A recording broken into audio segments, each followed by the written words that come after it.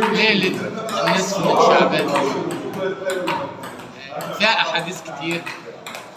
البعض بيتكلم عن صحتها والبعض بيقول إنها فيها أحاديث كتير دخيلة. إذا كانت ليلة النصف من شعبان فإن الله ينظر إلى جميع خلقه ويغفر له إلا كافر أو مشاحن.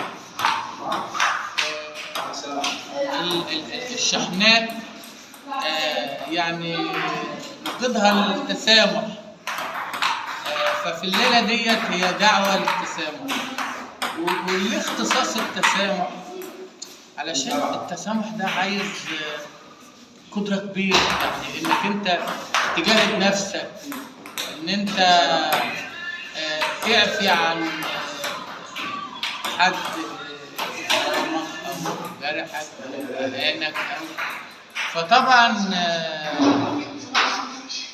عشان كده تضمن العفو ينال الناس اللي عندها تسامح، اللي ما فيش بينهم وبين بعض شحناء.